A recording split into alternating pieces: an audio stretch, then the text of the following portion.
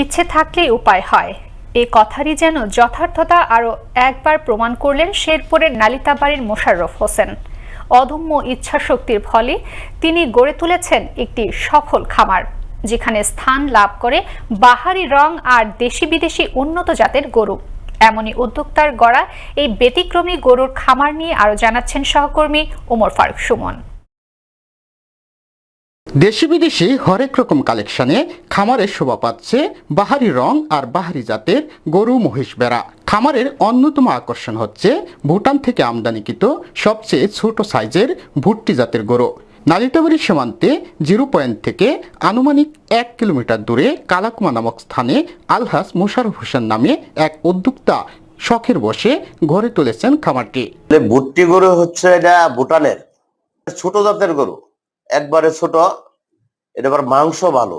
ঢাকাতে এই গরুর চাহিদা প্রচুর। ভুট্টি গরু আমি এই পর্যন্ত একটা বিক্রি করি নাই। খামারে অপর আরেক আকর্ষণ হচ্ছে নেপাল থেকে আমদানিকৃত বাহারি রঙের নেপালি গির আর সাদা মহিষ। খামারে রয়েছে হলস্টিন ফ্রিজিয়ান, লাল সিন্ধি, শাহিওয়াল, বিদেশি প্রজাতির নানান জাতের গরু।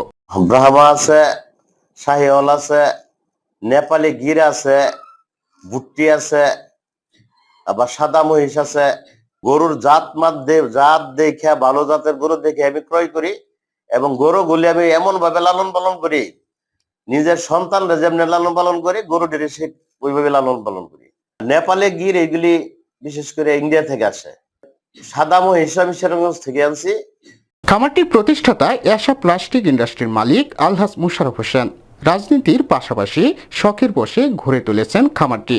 শুরুতে ছোট আকারে খামারটি গড়ে তুললেও মাত্র 7 বছরের ব্যবধানে বর্তমানে গরুর সংখ্যা শতাধিক। আমি সব একজন কৃষকের সন্তান। ছোটকাল থেকেই গরুর প্রতি আমার একটু, গরু লালন পালনের প্রতি আমার একটা নেশা। লেখাপড়া শেষ করে ব্যবসায় জড়িত হইলাম। একজন সফল উদ্যোক্তা হিসেবে প্রতিষ্ঠিত এমন খামারটি অন্যদেরকেও উৎসাহিত করবে, এমনটাই মনে করছেন স্থানীয়রা। এই ধরনের আরো ফার্ম তৈরি হয় তাহলে কিন্তু অনেক লোকের কর্মসংস্থান কিন্তু তারা নিজেরাই তৈরি করতে পারবে। এরকম খামার যদি আরো অনেকে উদ্যোগ নিত তাহলে এলাকার আরো উন্নয়ন হতো। একজন মানুষ তার সন্তানের প্রতি যতটুকু যত্নশীল, উনি এই খামারের প্রতি ঠিক সেরকম যত্নশীল। বাহারি রং আর দেশি বিদেশি জাতের সংমিশ্রণে গড়ে ওঠা হাজি এগ্রো ফার্ম বেকার যুব সমাজের কর্মসংস্থানে ভূমিকা রাখবে।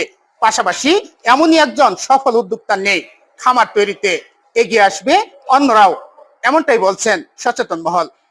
হাজি এগ্রো ফার্ম থেকে ওমর ফারুক সুমন, আনন্দ টিভি।